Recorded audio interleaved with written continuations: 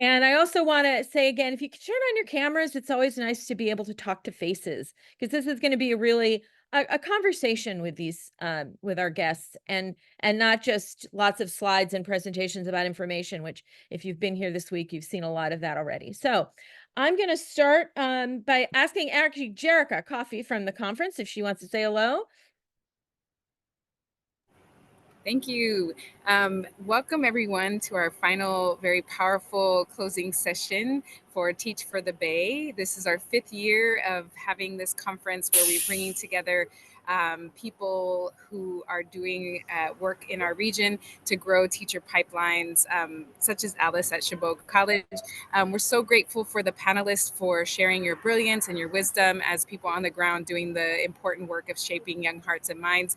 And thank you everyone for joining us. Thank you, Jerica.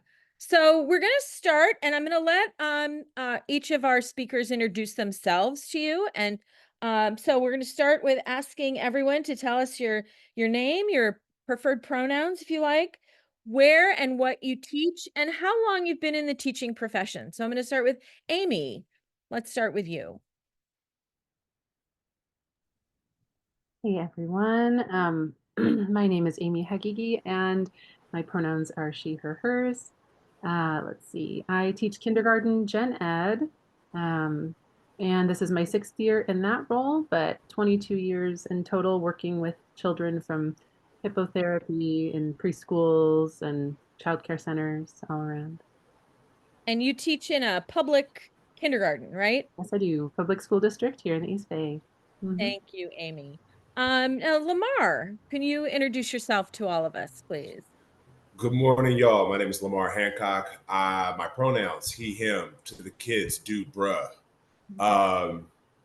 I am an ethnic studies teacher at Coliseum College Preparatory Academy alongside Jerica Coffey. I've been with Oakland Unified School District for 17 years in multiple capacities. Thank you very much. And then our next one is Melanie Love. Melanie, please say hello to everybody. Hi, good morning. I'm Melanie Love. I am an early childhood special education teacher for a school district. I've been in this capacity. Oh, my pronouns are she, hers. I've been a special education teacher for 8 years, and then prior to that was a general education preschool teacher since 2000. And currently for our district, I work on our preschool assessment team. And so I'm part of the team that assesses children when there's concerns who may potentially need special education services. Thank you, Melanie. Wow, a really nice broad range of experiences and settings you all work in. So we'll start the first real question is, can you tell us how you came to the world of teaching and education, and why did you decide to dedicate your career to this work? So let's start again with Amy, if you could speak to that. Yeah, sure. So I was thinking about that question and thought, well, so my parents were teachers, are teachers, my grandparents were teachers. However, that really wasn't what brought me to it. I started off my career by going to college for music, and I worked in that field for a while. But when I had my first daughter, that really inspired me. I just thought, oh, wow, I've worked with kids for a while, but I don't think I know enough to do this. This is crazy to be a parent. And so I took my first class at Chabot, and then it was like it brought up all these questions, and I had to keep going to answer the questions that each new, course brought to the forefront. And eventually, I ended up with an AA and then teaching credential and so on and a master's. So yeah, took a while, but I'm curious if I can ask, what were some of those questions that came up for you? yeah, I guess when I took like the first intro course, they'd sort of teach these really large concepts in this sort of overarching way, but it was like I wanted to know the why underneath that. But why? Why do we do that? I don't really get the deeper pieces of that practice. And so yeah, the theory, the pedagogy, the system, that we work in, all of those things really started to come up for me, and I wanted to know more. And did you get the answers to those questions, you think? I think some I never will, and some definitely the more I've attended more PDs, the more education has definitely helped to answer some of them, but also brings up more questions. So I think I'm a forever learner. Yes, I love the fact that you mentioned that, because I think it's an important thing in education. We never get it all. We never learn it all. There's always more we need to learn. And I think that's part of what brings us to the field, is that it's an endless set of questions that we seek the answers to. So Lamar, please tell us how you came into this field, and why you decided to dedicate yourself to it. It was a dare. My mother was transitioning from a career working for the state of California into education. I was in a space in retail, and I remember a woman saying to me that I didn't belong in this profession. And I was confused. I was like, what do you mean? She's like, you have something more to give. He said, the way in which you talk and you talk to people, you might seem more along the lines of an educator. And I never would have imagined that I would be in a classroom teaching kids. My mom was a principal. She's a teacher coach right now. My older sister, is a principal in a school in Southern California. My baby brother is an educator as well in Santa Rosa at a community college. So I guess it's like in the bloodlines. My step parents are both educators as well. And I think that what keeps me like in this space is I'm able to do this in my city, the city that raised me, the city that nursed me. And I have a lot of fun. There's a lot of connections with the young people, and they have interesting stories. And some of those stories are in alignment with what I've gone through as a teenager and leading into as an adult.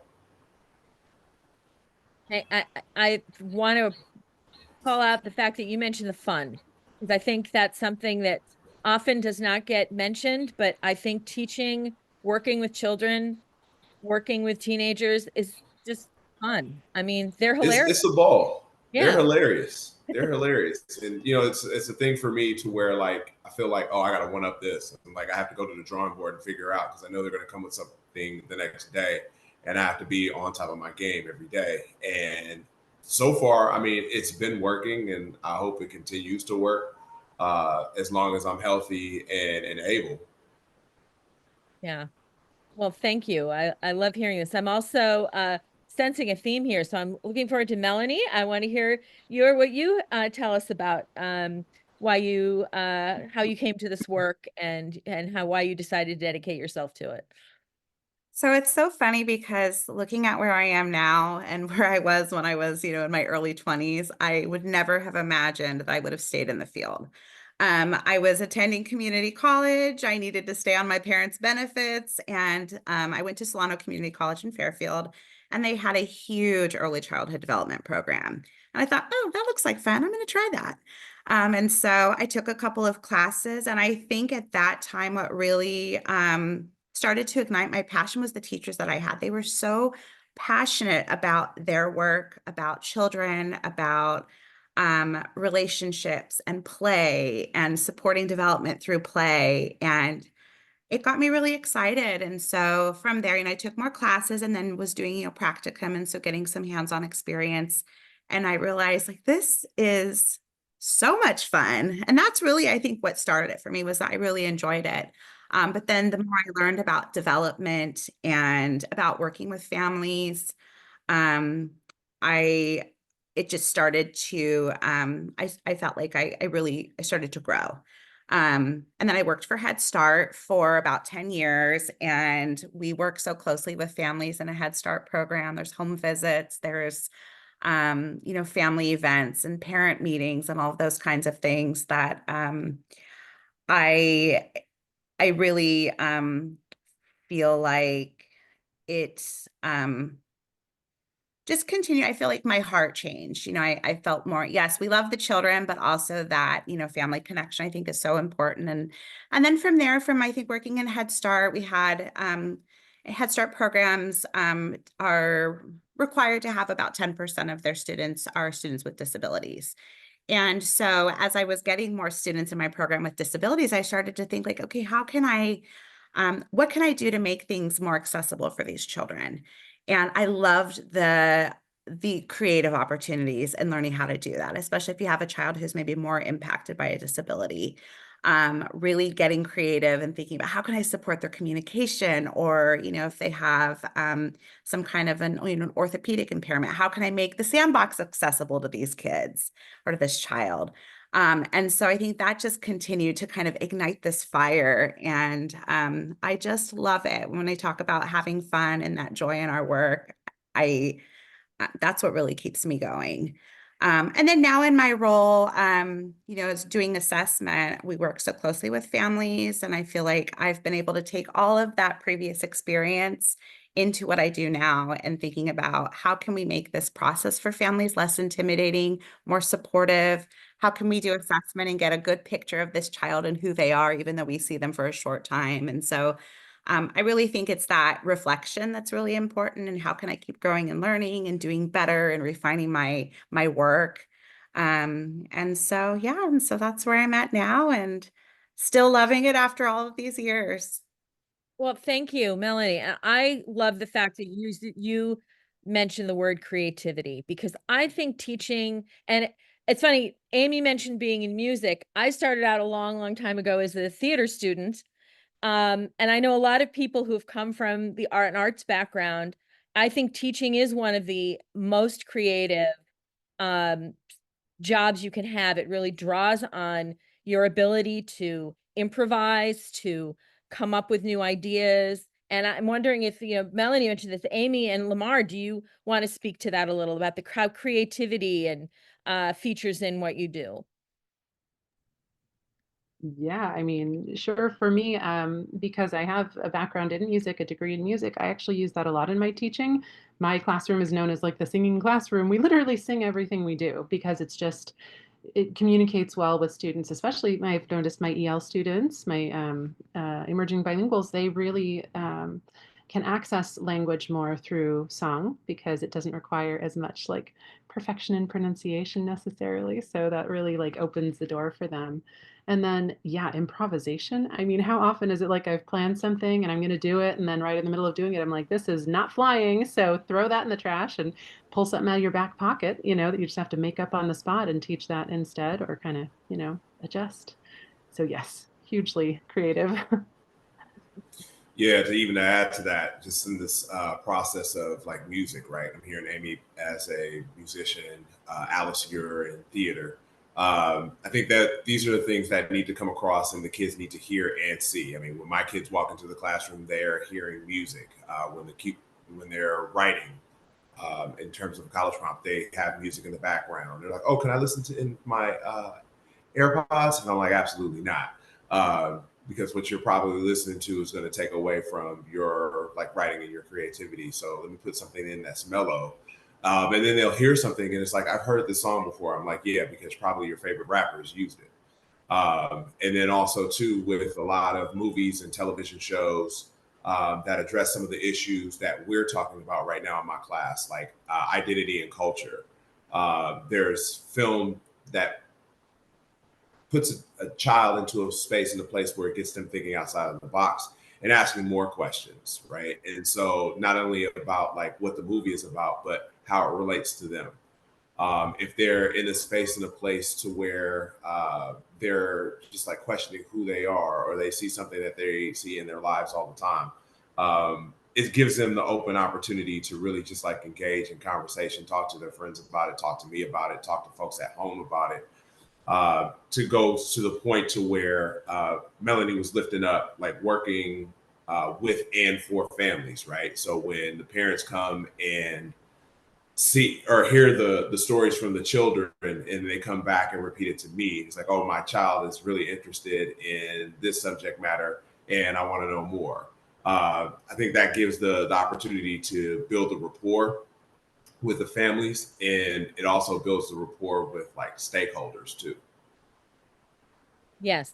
And I was just doing a lecture in my class the other day where I was talking about how we're constantly in this process of building our identity and shaping our identity. And I think that's one of the most important things teachers really help teach, is helping children find out who they are, and and helping them express those parts of themselves that they might not have understood how to express before. And I think using all of these different creative methods are really important to helping them do that. And I'm also glad you mentioned that about families, Lamar and Melanie, because I think that is something in early childhood, we talk about families a lot, but I think, and I think Amy mentioned before she wanted to speak to this, I think we're finding now throughout the educational journey, families are really critical, and relationships with families are really critical. So Amy, did you want to mention what about that? Yeah, I mean, it's occurred to me working in a public school, now for 6 years, how incredibly closed it felt to families. And as a parent myself, it just made me incredibly uncomfortable to have to tell people, no, you can't come in. Yeah, you're not a cleared volunteer. All these things, like these barriers we put in place that make parents feel like they're not a part of this journey. And yet they are with their children way more than we are. They are way more the reason their child is who they are and will be who they become. So how we don't include them, to me, is just a huge error in the system. So, for me and at my school site, I know a lot of us have worked really hard to kind of push back on the district policy that, I don't know, they have some name for it. The policy that doesn't allow families in, and we're like, no, just fill out I'll help you fill out the paperwork. Come on in. You can hang out with me all day if your child needs it, and vice versa. Come and just join us for parties. Teach us about your culture, your traditions. Teach us anything you're interested in. Like, I really want them to know that they are a part of my classroom as much as their child is, and I value them the same way I value their child. So, yeah, it And matters. thank you. And Lamar, could you talk a little more about how in a high school setting, because you have the young adults who are learning to become, you know, to be advocates for themselves and stand on their own 2 feet, but at the same time, they are deeply enmeshed in families that also are part of this journey. So if you want, can you talk about how that works in a high school setting? Um, it works in two different spaces. There are in our high school setting, and looking at the location and where we are, we're in Deep East Oakland, and so sometimes the families can't get to us, and then sometimes we are like the family, right? So I might be that pseudo parent or that uncle or that adult figure that they see, and those students might see me more than they see their parents because their parents are working possibly 2 jobs or more. So having the constant contact with parents, sometimes I might be able to get them on the phone, sometimes I might be able to get them on Zoom, sometimes I might have to email. We have just moments to where we chat, but I think it's the importance of making sure that that communication is there, and letting those families, and also because they are our stakeholders, they're our biggest stakeholders, and just letting them know that you're there, because there is a huge perception of high school teachers. And I'm grateful in the fact that I'm in a smaller school as opposed to a school that I came from. So when I first started in education, I'm at Oakland Tech, and Oakland Tech has 2,000 students. So that's about, 4 to 5,000 family members, parents that you have to, that a principal has to be in contact with. So I'm roughly getting probably about 100, maybe 200 at a time students. So you can multiply that by how many parents that are there. So just trying to keep that contact, trying to get them there to campus to come and visit. That is like a challenge. And for me at CCPA, it's a little bit of a greater challenge, even though it's a smaller school. So it's just more along the lines of the alternatives, in terms of like texting, in terms of just like messaging through our email chat. And then actually having the rapport and the trust in the students that they're going to get that messaging out to parents and families. But when, I do get a parent and I'm able to get them in the building, I always encourage and like, hey, come by and visit. We have a table set up for you. We got tea there that's ready for you. But then also too, the other piece is like the language barrier, right? So my school is predominantly Latino. And so the home language is Spanish. And so oftentimes I don't have the skill yet for conversational Spanish, but I know enough just to get by. But making sure that, you know, they feel comfortable within the space, and that their child is getting a valuable education. And there might be something in there that I might say, or that a student might say, that reaches a parent, that touches a parent, that might reignite something from like their past or their present to build a great future. Mhm. Thank you. Thank you. And you know, since you brought up the issue of the language, I'm also interested, Melanie and Amy, how have you faced that challenge? Because I mean, in the Bay Area, we have tremendous language diversity. And I know in Alameda County alone, there's something like 50 different languages represented in the schools. So I'm wondering about how you deal with that. And is that a challenge that you face in your work?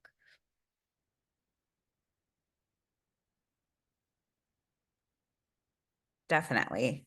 I think too, especially going through like the process of special education and getting an IEP, there's a lot of paperwork, there's a lot of um, jargon in the paperwork that can be difficult for families to understand. So thankfully our district, we have interpreters who will come to our assessment appointments and to our meetings. And they are,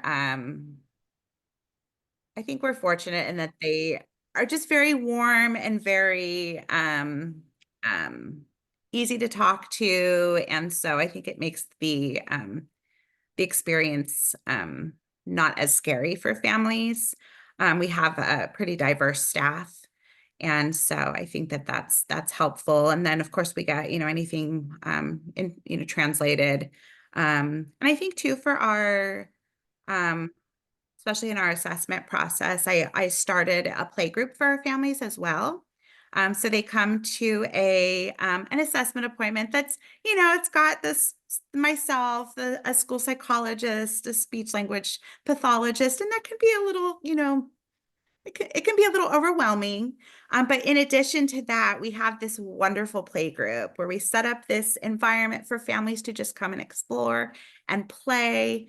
And I feel like, you know, play is it's universal. And so it's just it's a wonderful opportunity, I think, for families to feel even more comfortable being in this space and being with us. And so yeah, so that's what we're kind of working on. But it's always for me, it's yes, we've got this and I love it, but ooh, what else can I do? How can I, you know, just continue to ask questions, you know, get feedback from families, because I think we can always continue to grow in that area. And so that's kind of been my project for this last year or two. Thank you, Melanie. And Amy, what's your experience been with families of different linguistic backgrounds and things? Sure. Definitely in my school district, yeah, we've got quite a lot of diversity of language. So it really, it's a journey. I do speak Spanish, so that's helped me a bit. But mostly at this point, my school population, I think our second biggest language is Chinese. So we've got Cantonese and Mandarin speakers, and I don't speak those languages. So definitely utilizing any and all supports I have. I live by Google Translate just for the really important stuff, and you know, try to get other supports in place for meetings. We do, you know, bring translators in. But I would say, yeah, just focusing on letting families know that that is a huge asset, that their children learning multiple languages is a superpower, certainly not a hindrance, because in the past we've had a lot of families be concerned about, you know, continuing to learn another language at home, and we've really tried to push back on that. So, um, yeah, I think that's a big focus. And as far as, you know, like, yeah, communication, I do think we get the job done, whether it's through body language or Google Translate or other things, we make it happen. Yeah, I think you've identified, I think that's one of the biggest switches from sort of the deficit model to the asset model is about language. I think so many families, I mean, I still have students at Chabot who, when I say, you know, being bilingual is tremendously helpful, they look at me and go, "Oh, yeah, okay, yeah." because they're so used, for so long, we sent the message that if you're not speaking English at home, that's a problem. That's a, that's something we have to fix. And I think we're finally getting around to realizing, no, this is a tremendous skill to have. It's tremendously helpful to have a society full of people who are multilingual. So I'm now going to go back to my original list of questions after some tangents there, but I really appreciate all you guys are sharing. So what do you see as the most significant challenges you face today that have impacted your practice, the way you teach? And what keeps you going in the face of these challenges, and how do you stay inspired? So Lamar, would you be the first one to take a crack at that question? Yeah, absolutely. I think one of the biggest challenges that I see is the children who come from broken homes, broken families, foster children, and they come into the space with, I would say, they come with deficiencies, right? So the levels of reading is not there. The levels of math is probably not there because they've been moved around a lot. Trauma definitely can hinder a student's learning, a child's learning and development. So come into a space, in a place where there's absolute trauma and blocking in terms of like having fear of reading aloud, having the fear of writing the wrong thing, having the fear of just not wanting to share. So I have students that have come from, various areas of trauma, and you can see it in their body language, and you can see it in the way that they participate in classes. Um, it's a lot of work. I think what keeps me into uh, those challenges is making sure that my lessons are tangible, and then also too, stepping out of a box and making steps and strides to personalize myself. So I leave like the biases at home, right? I often see like teachers that I either work with or I've been a part who I've been collaborating with have biases and not actually take the time out to engage the student and just figure out not why they have the trauma, but how do they nurture, right? How do we get into a space and a place where we warm demand and not be a sentimentalist towards a kid? It's like, oh, this kid has a trauma. Let me show pity. No, that's not what we're about. That's not why we took this job. We're here to inspire, change. And so that means that you probably have to change the curriculum.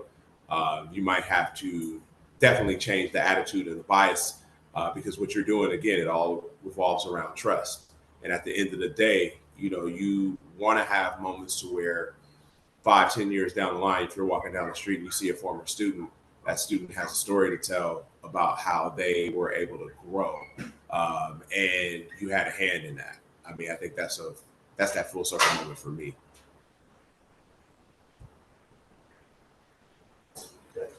Alice, you're muted. No. You used the phrase warm demand. Could you expand on that and what's meant by that? Because I think maybe some of our students here, the people attending, might not have heard that phrase before. I think it's a really useful concept.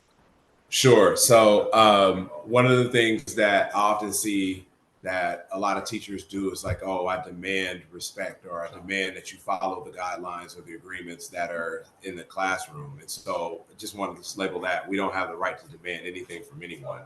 And so giving like this warm demand aspect is like this kind of small like push, if you will. It's a gentle and kind conversation, and you're not, I demand that you do this. It's like, hey, let's look at it from, let's look at this situation from this angle. Like, how do we make sure that you get the best education, or you get the best academic experience, or you actually have fun in this space to where you feel safe. So safety is definitely like one of the big priorities in the classroom. So when I talk to students, I'm like, there is no real wrong answer. I'm more curious about your opinion. I'm curious about how you would think outside of the box when responding to this question, or if it's something that you might have seen, like let's say in a video clip, or you might have read in a passage. And so just trying to get them to motivate and ask questions, or motivate them to write, or motivate them to speak out on a subject matter. And if they're uncomfortable with it, then, say that you're going to table it. Let's like parking lot, but I'm going to come back to you. So it gives them an opportunity to really gather their thoughts, but then also at the same time that they feel really safe in the space. Because the last thing that I would want is for me to say something that could add a scar to a student's educational or personal background. Yeah. Would you say that you find many of your students have really been conditioned to think, oh, the teacher's asking a question. If I don't have the right answer, I'm not going to even try. I'm just going to sit here and stay safe by not putting myself out there. Yep, and it happens quite a bit all the time. What I understand is that, or what I'm seeing right now, and what I've seen in the past few years, is that students are looking for perfection. I can't get this wrong. If I get this wrong, it's over. The world is over. And or if a student is writing, they'll come to me in mid-sentence or mid-paragraph and say, "Is this statement okay?" or asking my permission. And so it's one thing of just putting that hard stop and saying, "Hey, stop asking me questions. Just go ahead and write." And then after you've written your thoughts, you put your thoughts out, then ask the question. Let me read it, and then we can talk about it. Like, I wanted to give you the chance to have autonomy. And I think that in this educational sense, or the system, we've conditioned children to ask permission for things. And I think that in some cases, that should stop, right? In terms of their writing, in terms of their speech, because they're looking for perfection as opposed to progression. Mm-hmm.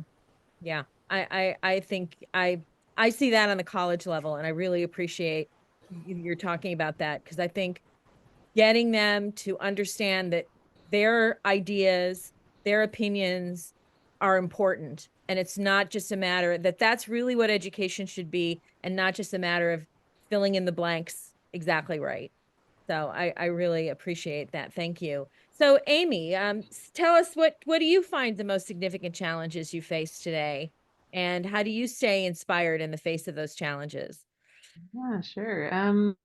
So I think the easiest thing to say would be behaviors, right? There's some very interesting behaviors happening in the youngers these days that maybe um, those who've been in the profession for a while tell me are not, usual, let's say. But I think the more that I look at it, consider it, and deal with it myself, I believe it to be, of course, systemic. And I think it's really important for us as educators to continue to fight for a system that is just. However, in the interim, I also think that it has a lot to do with families. And that's why I kind of mentioned, like, I have this really deep passion for families. I attended a co-op preschool as a child. My parents received so much great support through that. I worked in a co-op preschool setting for a while, and I bring a lot of that to my classroom because I think that the only way to encourage, especially in a 5-year-old, to change certain behaviors or become more a part of a classroom when they're really struggling to be in school in general, or to be in a setting where they don't kind of get to do whatever they want all the time, is to bring families in. So yeah, and I think kind of the pandemic left families out a lot. There was a lot of focus on giving them money and on giving kids, let's say, some really interesting educational opportunities online, but that just left these gaping holes. I mean, I had families who were not home, and there were 8-year-olds watching infants, and those children are now in my classroom. And it's like, wow, what did that do to development? We'll never really know. There's so much kind of, um, yeah, mystery there and lack of supports. And then I do think that non-existent access to childcare, especially for infants and toddlers in that age, for families who really needed it, has been very felt. The way that the medical field sort of pushes people in and out very quickly has prevented them from getting maybe a diagnosis or maybe the support they needed at an earlier age to start early intervention. And then that limited access during those, Zoom times to play groups or just like general social support you would have when you left your house and went in public, that's also missing. And that's stuff we didn't make up for, we didn't put money into as a society or time to really think about what it had done to people and how we could help them out. So yeah, I think it's families. And what keeps me going, honestly, is like I love what I do. I love working with kids and families equally. So if you have that passion, that care for children and their future and their families, as a functioning body that's a happy place to be too, that school is great and happy, but home should be too. If your focus and passion is there, then I think that it just keeps you going. Yeah. Do you because you're dealing with children who now we're seeing children whose entire life has been during some form of the pandemic. Mhm, This is all they know mhm. is, do you see an impact from screens? Do you think you're seeing an impact from children who've been exposed to using screens and phones from a younger age than ever before? Massively. I think that the difficult part of that is that getting really credible scientific research to occur in that field has been a challenge. Gee, money talks, doesn't it? And so to actually pull something like that out and show parents has been a challenge, but I access whatever resources or articles I can that do exist that are reputable to kind of speak to, hey guys, we do need to rein this in. I have children every year who don't actually know how to have a conversation. They have self-talk that is all about video games. So they walk around my room like on a journey in their head through that video game. They don't even know how to interact with people. It's scary. So I do limited to no screens in my classroom. I do use my giant Promethean teaching board to, for like an YouTube educational video if it's on a topic and it helps explain it. But otherwise, we don't use Chromebooks. We don't use screens, even though I have them, because I think they need to learn to be social first. We are humans first and foremost. We exist together. So, yeah. I love hearing that. I think that I see particularly for very young children, I see very little evidence that screens bring add any value. I mean, I can, maybe if you want to show a video of something like how fast a cougar can run, because you're not going to bring a cougar into the classroom. But other than that, there's nothing that I think human interaction can't do better. Mhm. And also, we live in a world where they're going to get their fill of screens later on in life anyway. They're going to have plenty of time over life. There's no fear that they will never learn how to use the technology. So, Mhm. I think it's funny that you say that too, Alice and Amy. I'm having a full circle moment right now. I'm leaving into a meeting after this one, which is led by one of my former students who is now like my boss. He cuts me side checks. But as I'm sitting on his couch, this is where we're at. And so I'm like, kids are born, at least the millennials and after, were brought into the world with joysticks already in their hands. And so now that technology is growing progressively and it's gotten a lot slimmer and a lot more accessible, this is like the things that they're doing. And so to have that attention span to engage in conversation is really like another, just like one of those big challenges, right? And so yeah, to Amy's point, where we're talking about like there's no screens in class, I'm like, yeah, you can't do that in here either. I mean, there's going to be plenty of time for it.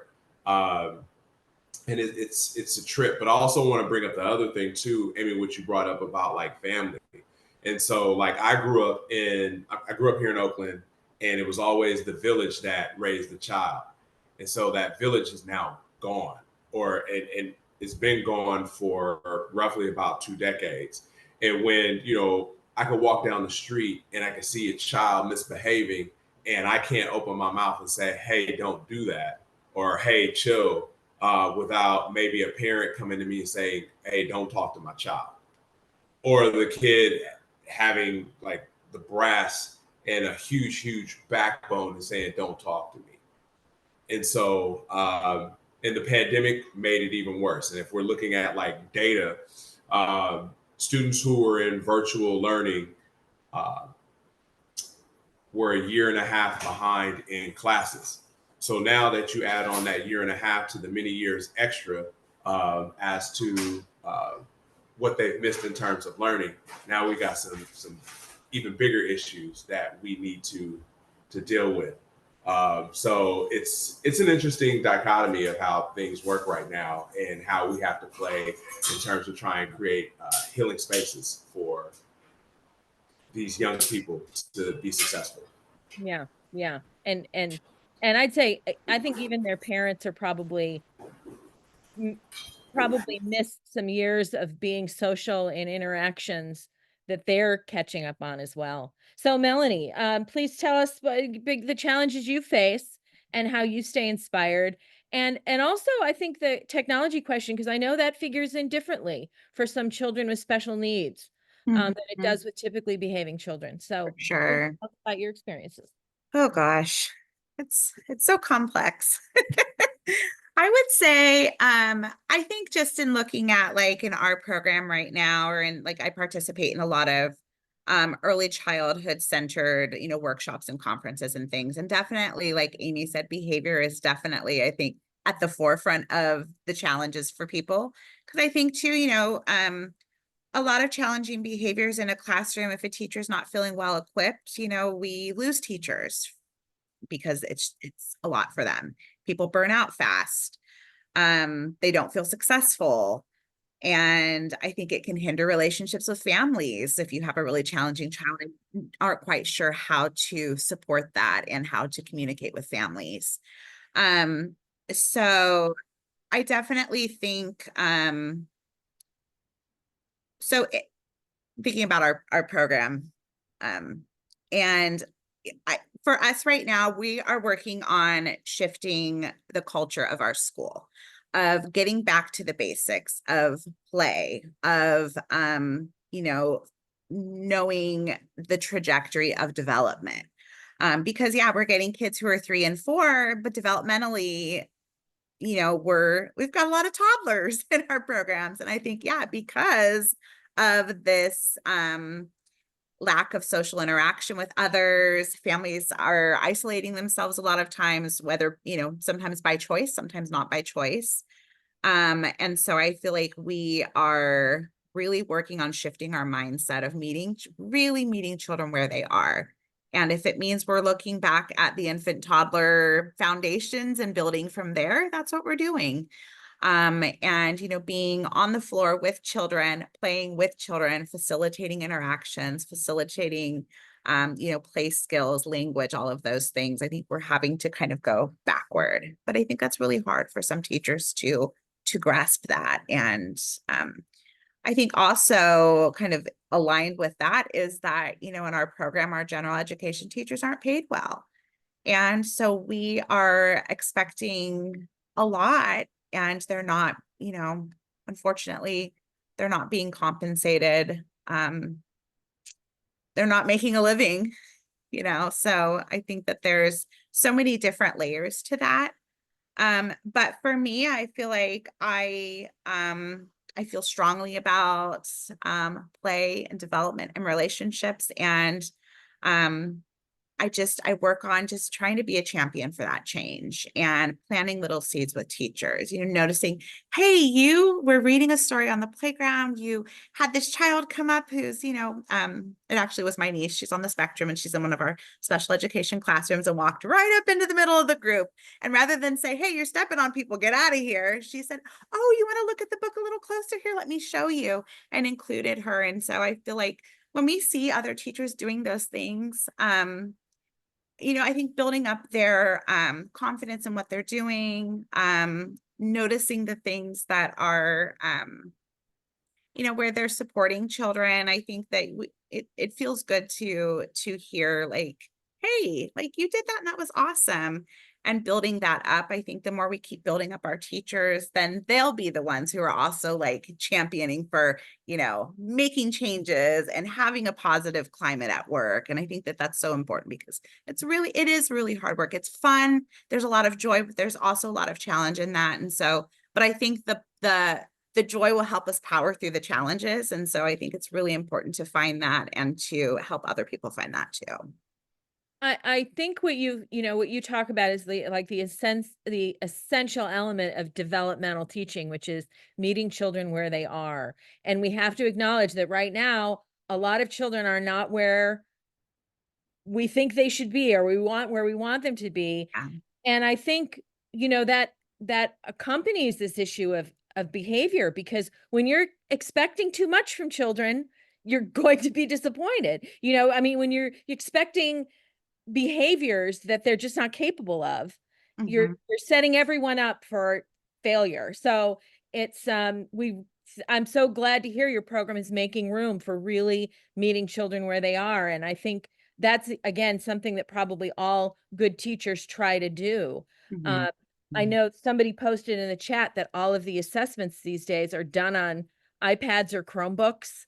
So you're sort of locked into using those kinds of things, and so much is computerized now. It's really, but I think you have to take advantage of the time when you're not doing that to try to use these different kinds of methods and things. Definitely. Can I throw something into that? Oh, sure.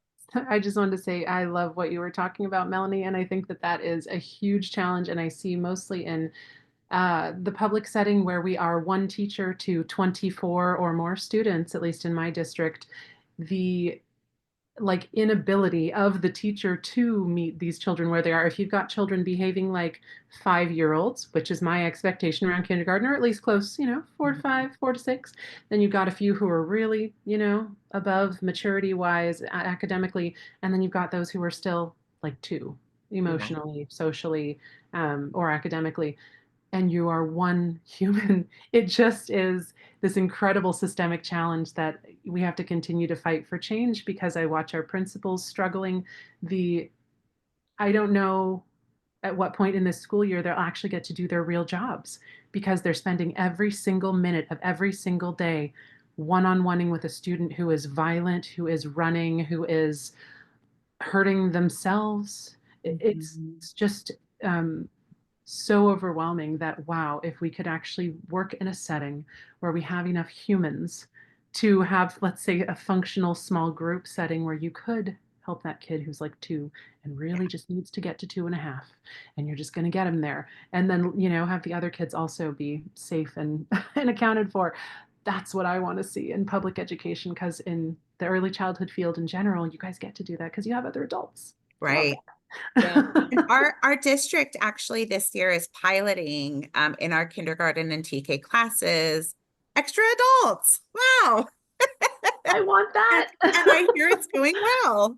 Surprise, surprise. So yeah, definitely. But it is hard too. We also have a shortage of staff. And so there's just so many different layers to it. But I think we just have to, I think that sense of community too is so important, of teachers having time to collaborate with each other and really working on, creating a culture of collaboration, of, mutual respect on our campuses among staff too. We need to be able to lean on each other. Yeah.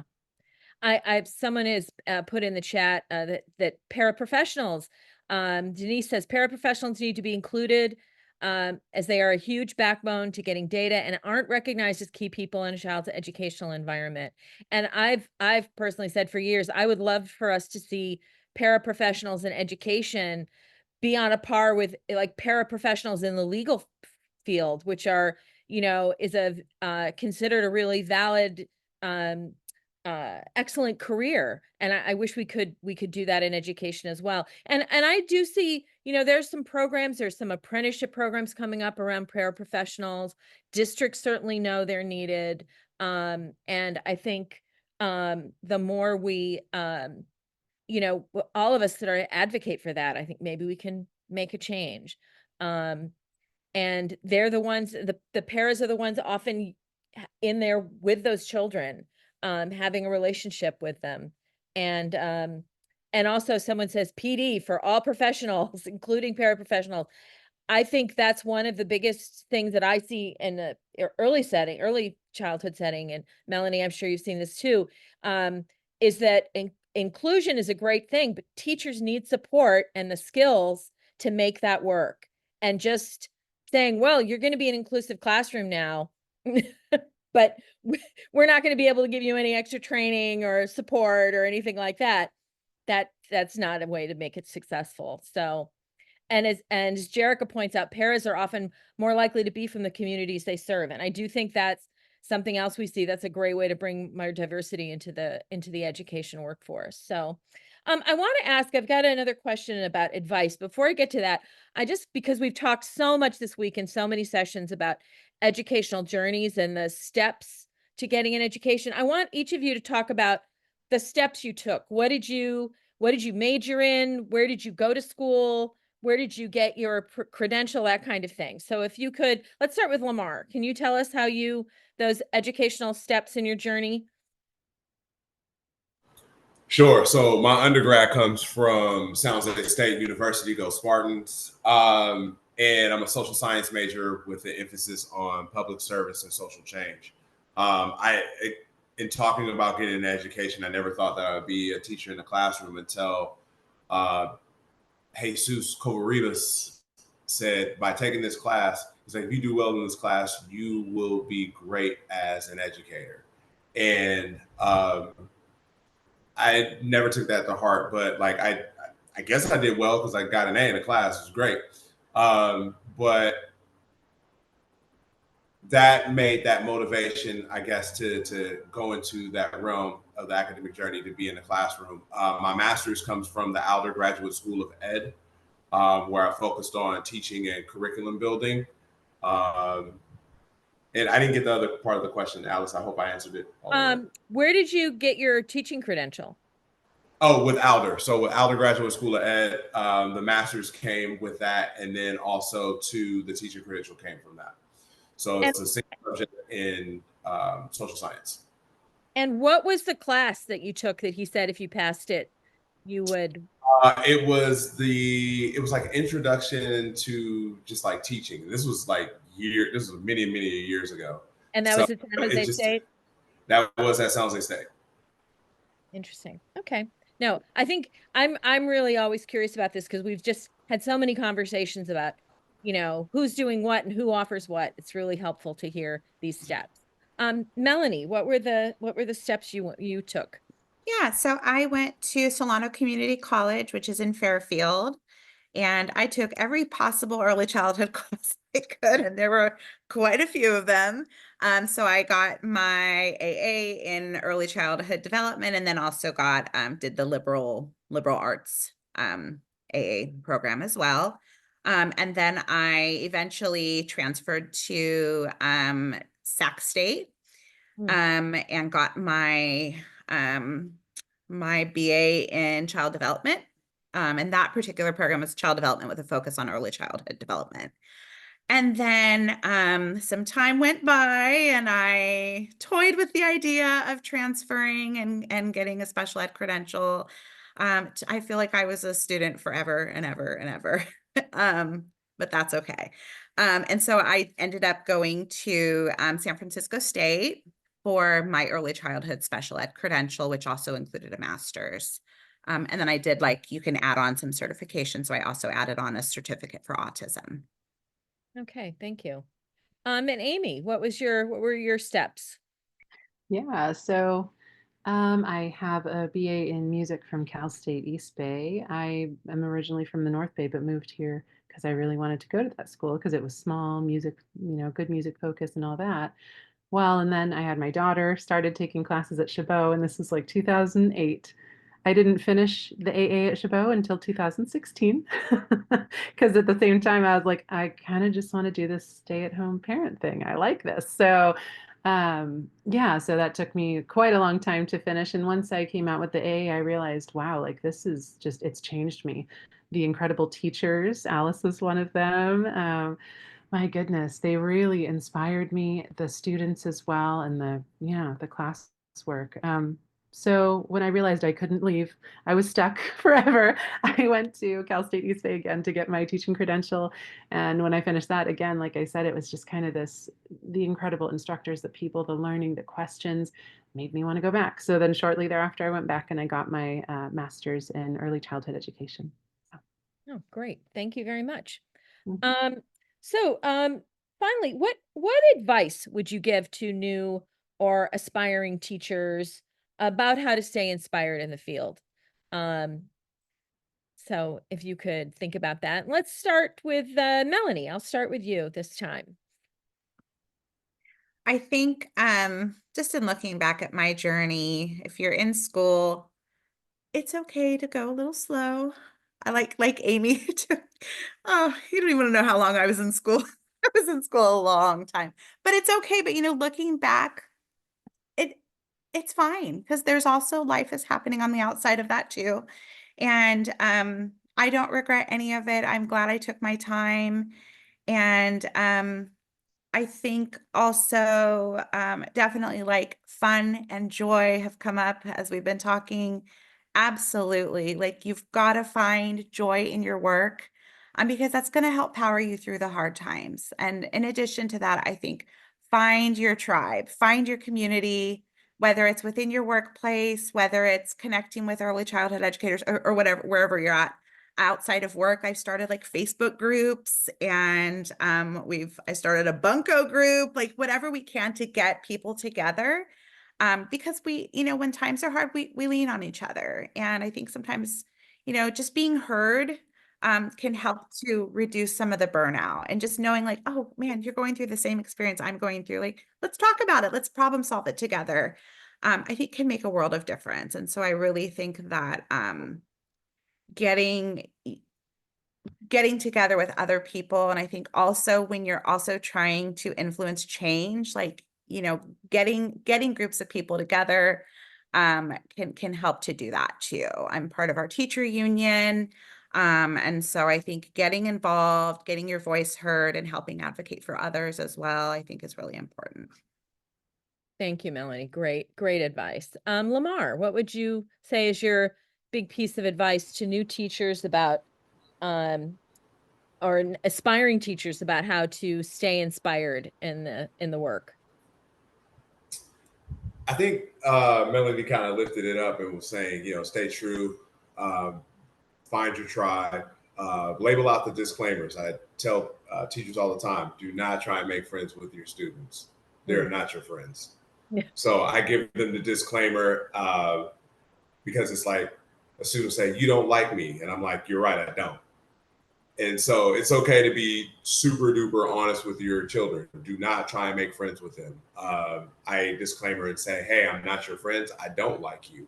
I love you, but I don't like you. It's like, I like you after you've graduated college and you have a college and career, and then I can go ahead and brag on you. Make sure you find your tribe to help you build your curriculum. The curriculum is not going to work on your first try. It's going to be nasty. It's going to be ugly. And it's okay to go back to square one and do a reset and reevaluate. Also, too, come prepared. Have at least 2 steps. So you're going to have what's on your curriculum. The curriculum may not work. You better have a backup plan. Because if you don't have a backup plan, you have just given the right to the students to give you all of the smoke, and they will do it. If a child can see that you are not prepared for class, they will eat you alive and continue to eat you alive. And there's a way out, but it's going to take a little bit of time. Yeah, I hear you. I think that is so important. I also think I love what you said about having a tribe to help you build it because when you're new, frankly, when you're new, you're not very good. When you're a new teacher, you're not going to be good right out of the box. You're not. You need time to cure. You need time to get in the groove. You need time to build up those fallback scenarios. You need time to know how to pivot. and you're not going to Mhm. be able to do it right away. And I think, hopefully you're in a setting that gives you the space to develop. And if you're not in that setting, try to find a new setting, I think. But Amy, can you tell us what your advice is too? Sure. So I think I love what everyone's already said and second all of that. And I guess I want to add in for I feel like especially elementary school educators, man, try to leave when your job ends because I know your union will say that to you 1.5 million times, but most people don't. I am not the best at this, so I'm talking to me too. But, trying to actually respect work hours versus personal hours is a huge way to stay mentally healthy, sane, and happy. Still something that I work on all the time. And in addition to that, I think that one thing when I was new and still, because I said this, I love learning. I'm kind of obsessed. So is finding PD that really sparks my interest. I'm not talking about necessarily district PD, but I actually am a part of a group that is in Oakland. It's OTACA. It's about advancing climate action, and that has been huge for me. Like having this group of people that care about the things I care about, and we sit together and build our own curriculum, our own work, and then we can, yeah, learn off of each other's, kind of borrow some ideas here and there that the others are doing, and really teaching children something that I personally believe is hugely impactful keeps me going, keeps me wanting to try something new every day and get better. So finding whatever that is for you is amazing. Yeah, I think that's great. And I think what you said about um, you know, taking the time outside of your job.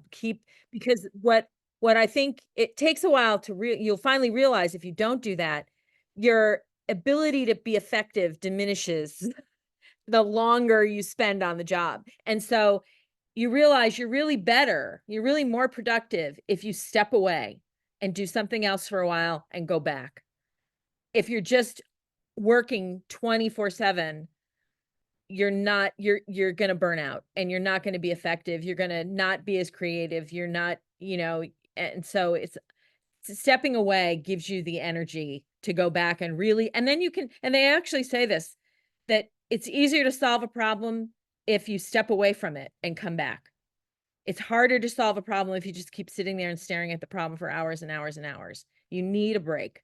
So I think that's great. I'm curious from all of you about what have you found in your education that's been particularly valuable or helpful in your coursework, I know one thing I remember, and I thought of this when Melanie was speaking about finding a tribe and finding people who are like-minded.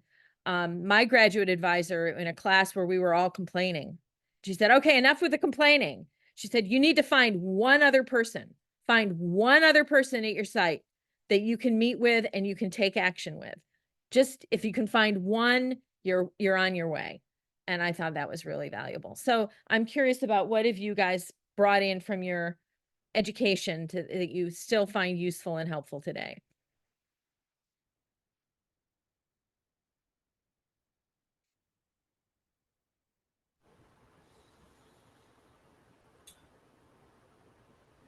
I can share one, I guess. I remember working with Hale when I was at Chabot, and I guess it kind of goes to what I was just saying, like you have to really know yourself to be a good educator.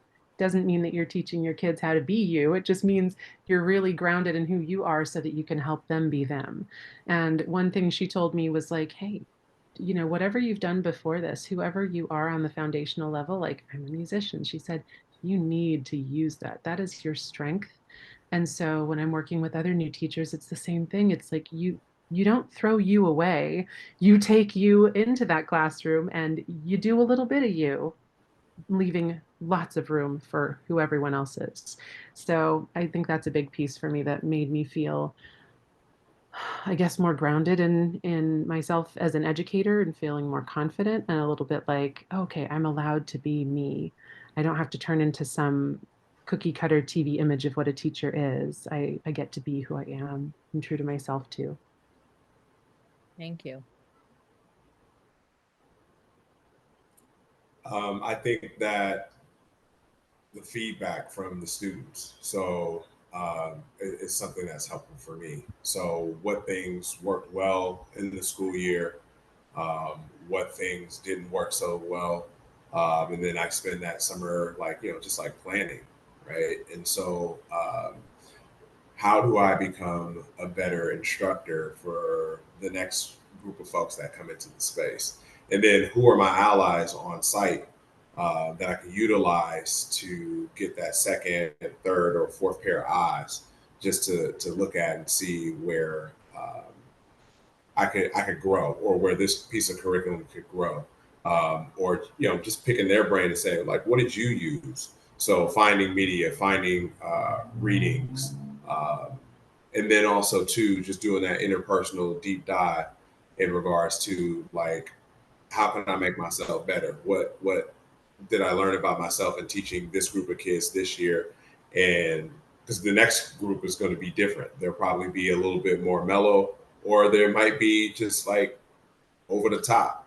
So I think it's just like a lot of self-reflecting in terms of like what's getting me over, and it's keeping me in the game for a long time. And I think that it would do the same for new teachers coming in, and then as they are going to that veteran status and to that legendary status, to do that interpersonal work to figure out what went well, what didn't go well, and how do I progress for the next years to come. Thank you. And Melanie, what do you? I love what Amy said about, not letting go of who you are. I heard a quote recently. I went to a conference last week, and it was put on by my union, but they were talking about, the environment that we teach in is the environment that children are learning in. And so I think that's so important. I've always been, in early childhood, the classroom environment is so critical. We call it like the third teacher. And so it's always been, I think, a strength of mine, to really set up this, very intentional environment, looking at, predicting how children might use things and all those kinds of things. And it's really important to me, but also an environment where children are represented. I think that is really critical. And I think about, in being in special ed, accessibility. Is this curriculum accessible to children, and how can I modify things to make it so? Participation is really important in inclusive settings. Like we're thinking about that, how can I make sure everybody feels included and like they belong. And then also I think all of the work I've done with families, Head Start, I can't even, working for that program taught me so much about families and learning to, look at families through a strengths-based lens. And also, I think thinking about, sometimes you hear teachers go, oh, if only this family would just, I wish they could just XYZ. And I think trying to let go of that, and also think about like, okay, well, what is it about this that's making me frustrated or making me uncomfortable, or, whatever this feeling is that I'm having about this family, either what they said, what they did, or maybe if they're not, as responsive as we would wish them to be. I took a class at SF State that had a big emphasis on family systems, and really looking at not just the family and their relationship with us in school, but also all of the outside things, whether it's, trauma or, I mean, there's a long list of all the things, but I think being sensitive to that and really trying to learn about families, so that we can, be supportive, I think was really just invaluable. Thank you. Thank you. So I want to take some time now and open it up if any of our guests have any questions for any of the panelists, for all of the panelists. You can type them into the chat, or you can go ahead and unmute yourself and ask the question. I've seen some great people sort of extracting things that you guys have said that I think are people are going to find really useful to keep in mind as they go on, continue on their journey. So please, you can raise your hand if you want, or you can just speak up if you have a question. I personally have found everything you've said really wonderful and really inspiring, and I'd love to visit all of your classrooms to see what goes on there, because I think you guys are really walking the walk of things we talk about a lot in our classes, and we talk with our students about doing with families and with children and students, and trying to give them the opportunity to be all they can be. And I think that's what you said, Amy, about bringing yourself. I think, and I'm sure at the high school level, true, you found this, Lamar, that once you allow students to see who you really are, that makes them feel so much more comfortable, because then they can be who they really are.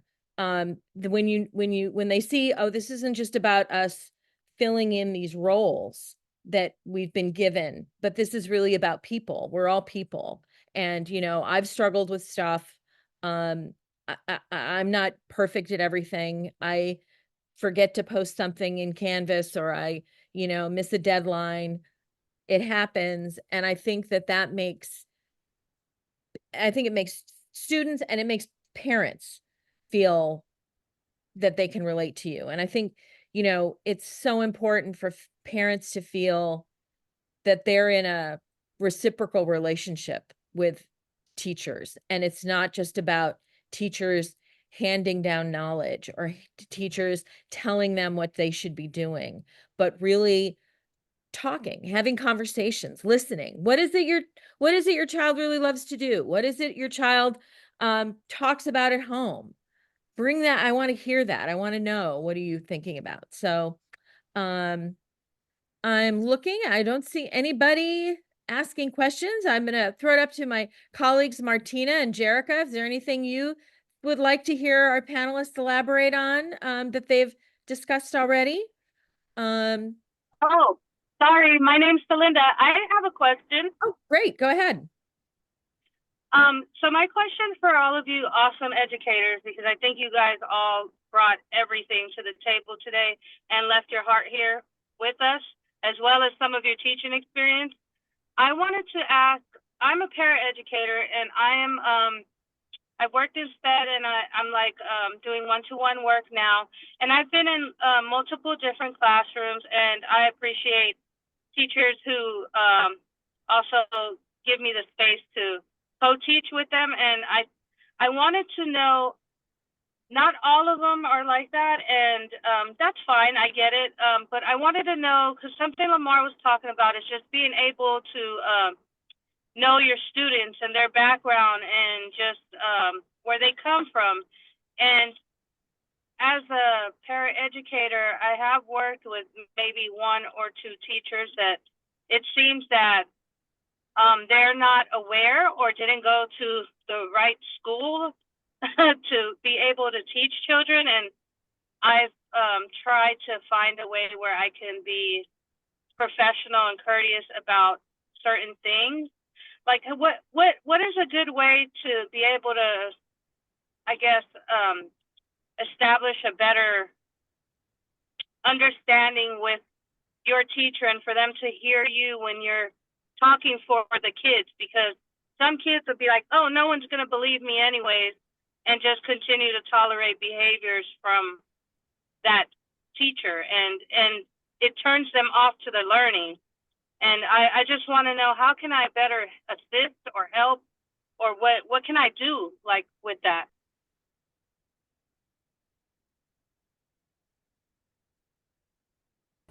Documentation over conversation, or documentation over explanation. So it sounds like that you are in the work and advocating for our young people, which I'm grateful for, appreciate it. And there's oftentimes that I feel that a lot of teachers they can hear it, but there's like that game. It's like that game of telephone, right? You're sending out a message, and then there's words that are either added in or taken away or missed, right? So when you're in that space, I think it's documentation over conversation. You write that thing down, you send it out, and they'll catch it. Jerica and I just went, Jerica knows, we went through a situation last week with a student, with several students, and there were conversations had, and there were conversations to where the responses were, oh, well, we'll table it for another time. We'll table it for another time. So there was a letter that was put out, and all of that stuff that was tabled came to the forefront, and it's in the midst of getting resolved. It's a process. It is a process, but if folks are willing and able to have those courageous conversations, you're working your way into a progressive, beautiful, what could be a beautiful relationship with your co-teacher, with your administrative staff, parents, stakeholders, and the list can go on and on. So documentation over conversation. You can have that conversation once, but make sure that you document everything that you're talking about or your concerns. I definitely think that it's helpful to have things in writing because you never know. Situation dependent, but it is always good to, I think, follow up with things in writing by email. But I also think, like, I know it depends on the person. There's a lot of factors there with the other person, but I found, like, I was a para for a while, and I found that sometimes just leading a conversation with things like, instead of, we need to do this, which sometimes that's kind of a critical thing where maybe you might have to say that, but sometimes approaching things with a prompt such as, like, I've been thinking and kind of wondering about this. I'd like to try XYZ with this child and see how it goes. Like, to be open to that. I learned this really great strategy and I'd like to give it a go. And so I think sometimes, coming from your perspective of, like, I'm thinking about this. I'd like to, give it a try, or been pondering this. Could you tell me more about blah, blah, blah? Then it comes from a place of, wonder and curiosity, and not necessarily a place of criticism. So I think sometimes, again, depending on the person, the approach can make a big difference. And, also considering to the perspective of that other person. Teachers, a lot of them feel really overwhelmed, maybe are just trying to stay on top of all of the things that they have to do. Case management is really hard. And so I think that, coming from a place of collaboration or partnership over, like, I don't like what you're doing and I think we need to change it, can be, I think, helpful, because you still have to work with that person. So definitely. I totally always come from a place of being a team player, never a critic, because that's not a good space to be in. That could create a toxic work environment, Yeah. And so I guess sometimes teachers kind of, like you said, are overwhelmed. And yeah, I don't take things to heart much. I just, if I'm trying to help alleviate you, it pains me to see you, like, suffer, and then the kids suffer with it. You know? Yeah. I think sometimes too, for teachers, it's hard to let go of that sense of, like, responsibility. Like, I'm the one responsible for this child. And I had paras, I think especially when I first started, who, like, are like, Melanie, like, let me do this. It's okay. And I felt like, well, no, I have to do it because I'm the teacher.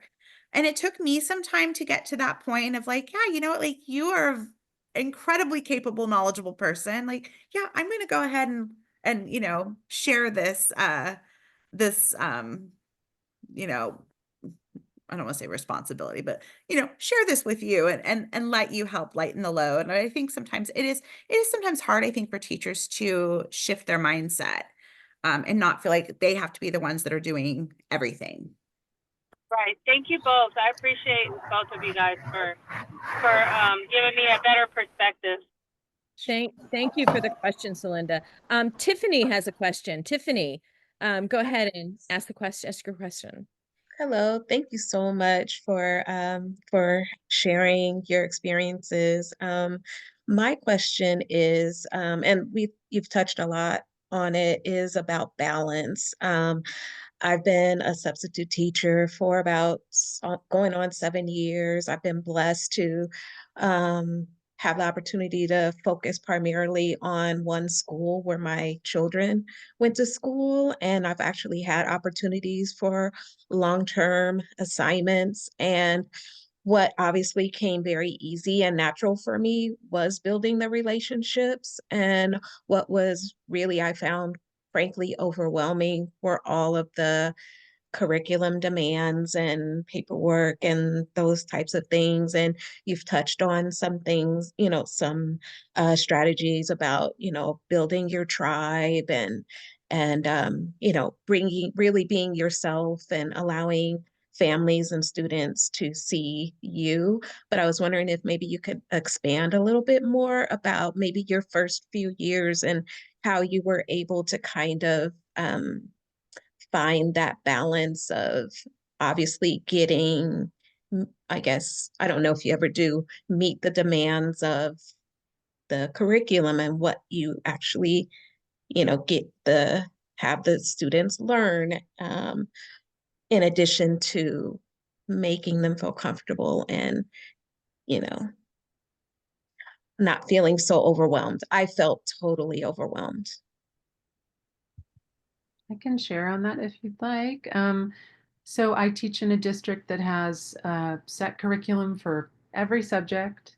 And in my first year, I really focused on one at a time. So my first year, I think I focused on math. And then the next year, I kind of focused a little more on science. And it's taken me a while to get my head around science of reading. So now I'm really doing a little better in, teaching literacy. But what I realized, I'd say the last 2 years was, to be honest, I think it's more about the standard than the curriculum. Now, of course, every district is different. Some districts are going to mandate, you have to teach out of this workbook. You have to follow this, blah, blah, blah, whatever. So if that's where you are, I would say, yeah, baby step it, chunk it. You're never going to get through everything it tells you to do. Mine says 90 minutes of literacy a day. These children are 5 years old. We're lucky if we get 20. So it's, highly unrealistic expectations that are placed on us first and foremost. But if through the course of time you're with them, you're meeting standards, state standards, that's what I worry about now, instead of the strict adherence to some curriculum written by someone who clearly does not know the children I teach.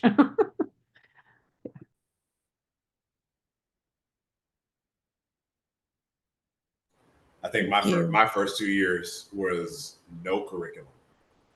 So you're working from the ground up. And so just drawing all of this stuff together and piecing it together. And I think that's where, you really have to find that tribe. Because those folks have been around for years, and they're more than happy to lend you that hand. But also, too, you can take that curriculum, make it your own, and teach it the way to where it's tangible to the young people. I mean, this is my third year teaching ethnic studies in CCPA, and thanks to my master's program and just having this thing of development, I developed my own curriculum that meets to the state standards, and then making sure that it's tangible and it's fun. Because again, like, you're basically creating your own TV show, right? You're the director, you're the producer, you're the head writer, you're the main character. Or in this case, sometimes the kids might be the main character, right? So this is the opportunity to help them create their spin-off TV series. So if you don't build it and you're not getting the ratings that you need, what happens? You get canceled. So, like, ideally, run your race. Find that tribe, make it your own, and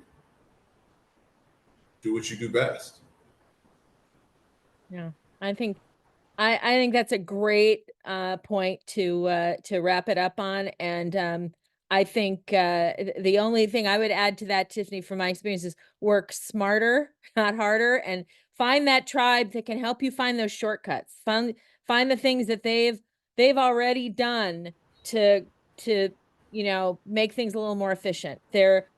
Don't feel you have to reinvent the wheel all the time. Lamar, were you going to add? Also, the power of no. It's okay to say no. And in some cases, if you got to go a little harder, you got to be like, nah. Because what will happen is that you could, like, a lot of new teachers will come into the space and have all this energy in the world, and other people, veterans who've been in the line of fire, and administrators will suck and burn you dry. No, just Yes. flat out no. If you don't feel comfortable about it, if it doesn't meet the needs of you and your kids, you have the power to say no. You're not going to get canceled. They can try. No is a complete sentence. So, but on that note, I hate to end on a no, but this has really been wonderful. I want to thank our panelists so much for sharing their knowledge and experience. There is in the chat a link to an evaluation form I'd like to ask everybody to fill out. You can fill it out for all of the sessions you've been to at the conference this week. Everybody enjoy your warm Saturday. I hope you guys get some rest this weekend and geared up and energized for Monday morning. Thanks so much to everyone. I want to really express my appreciation, and I'm so glad to have met you all today. So take care, everyone, and have a great weekend, rest of your weekend. Thank you, everyone. This was amazing. Thanks for having us. It was fun. Bye. Thank you Thanks, so Alice. much. Great job, Alice, and everybody. Thank you, Veronica. you. Bye. Thank you. Thank you, everyone.